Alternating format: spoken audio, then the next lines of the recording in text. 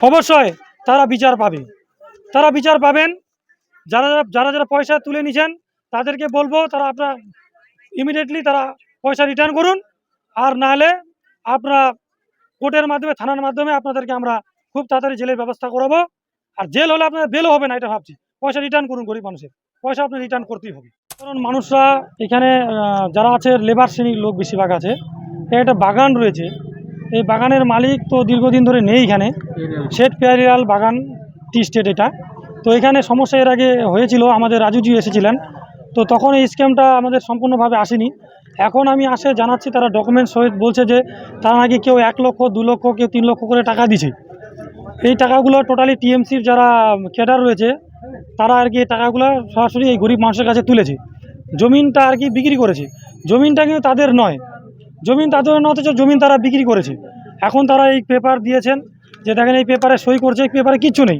এই পেপার সই করে 1 লক্ষ 2 লক্ষ করে টাকা করে টোটাল 1 কোটি টাকার কাছাকাছি তারা তুলে নিয়েছে গরিব মানুষের কাছে, এবং কি তাদেরও জমি দেয়নি, এবং কি লেবাররাও কাজও পাচ্ছে না, এবং কি তারা জমিন যে কিনেছে জমিনও পাচ্ছে না। এই ধরনের স্ক্যাম হয়েছে, এত বড় স্ক্যাম। তো এর সাথে জড়িত আছে আপনার এনাবুল, তারপরে হচ্ছে আপনার হচ্ছে একটা ফ্যাক্টরি মোড়ে মৌলবি রয়েছে উনি, আর জাহিদুল রয়েছে, তারপরে প্রেমানন্দ রয়েছে, আইনুল রয়েছে, আর এনাবুল রয়েছে। এদেরকে নাসিরউদ্দিন আর মোহাম্মদ কাইম, যে নাকি এখানকার এই যে প্রধান নাকি কাইম উপপ্রধান চুরিয়া খাওয়ার মাঝিয়ালি অঞ্চলের প্রধান কাইম প্রধান, উনিও সরাসরি এটার সাথে যুক্ত। তো আমি প্রশাসনকে বলবো আপনারা ইমিডিয়েটলি এটা অ্যাকশন নেন, এদের তাড়াতাড়ি এদের অ্যারেস্ট করার ব্যবস্থা করুন। হ্যাঁ, তৃণমূল পার্টি ক্ষমতায় থাকাকালীন তারা ক্ষমতা দুরুপয়োগ করে তারা গরিব মানুষের কাছে এইভাবে আর কি একটা বড় স্ক্যাম করেছে। আজকে মানুষ 150 টাকা হাজিরায় কাজ করতে মজবুর হয়ে গেছে, তাদের পরিবারে পেট চলছে না। তারা কি ধরনের অন্যায় করেছে আপনারা এখন দেখুন আর দুনিয়াকে দেখান যে কী হচ্ছে এখানে। তো মহিলারা বললেন যে আমাদের 150 টাকা হাজিরায় আমাদের এখন কাজ করতে হচ্ছে, বাগানের মালিক নেই, বিভিন্ন জায়গায় আমরা কাজকর্মহীন হয়ে পড়েছি, বিভিন্ন জায়গায় আমাদের কাজ করতে হচ্ছে। তারপরে আমরা জমিন কেনার জন্য পয়সা দিয়েছি, আমাদেরকে জমিন দেয়নি, সেই টাকা তারা ফেরতও দিচ্ছে না। এই লোকগুলো আমাদের কাছে বিপুল পরিমাণে পয়সা নিয়েছে। অবশ্যই পাবে। আমি আপনাদের মিডিয়ার মাধ্যমে বলছি যে ভারতীয় জনতা পার্টি এখন ক্ষমতায় আছে, আমাদের শুভেন্দু অধিকারীজি মুখ্যমন্ত্রী রয়েছেন, এবং এমপি রাজু বিরজি রয়েছেন। এখানে তো কোনো রকমেই ওনারা বরদাস্ত করবেন না এই ধরনের মাফিয়া। এটা টোটাল ভূ মাফিয়া, এটা একটা বড় ষড়যন্ত্র করে তাদের কাছে টাকাটা নেওয়া হয়েছে।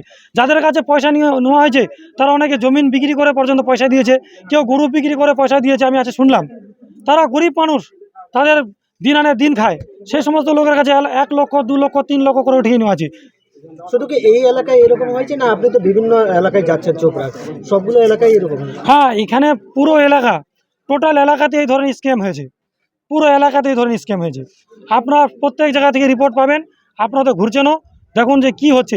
যে আমাদের চোপড়া ব্লক এতদিন ধরে যে এই টিএমসি ক্ষমতা থাকাকালীন মানুষের কি হারে দুর্নীতি করেছে, আজকে গরিব দরিদ্র জনগণের কাছে আপনারা শুনলেন। আমি আপনাদের বলছি মিডিয়ার মাধ্যমে যে এই ধরনের স্ক্যাম এটা একটা মানে আর কি ভয়ানক পরিস্থিতি। তাই আপনারা এই মিডিয়ার মাধ্যমে এটা দিলেন যারা অভিযোগ করলেন, অবশ্যই তারা বিচার পাবে, তারা বিচার পাবেন। যারা যারা যারা পয়সা তুলে নিছেন তাদেরকে বলবো তারা আপনারা ইমিডিয়েটলি তারা পয়সা রিটার্ন করুন, আর নাহলে আপনারা কোর্টের মাধ্যমে থানার মাধ্যমে আপনাদেরকে আমরা খুব তাড়াতাড়ি জেলের ব্যবস্থা করাবো। আর জেল হলে আপনার বেলও হবে না, এটা ভাবছি। পয়সা রিটার্ন করুন, গরিব মানুষের পয়সা আপনি রিটার্ন করতেই হবে।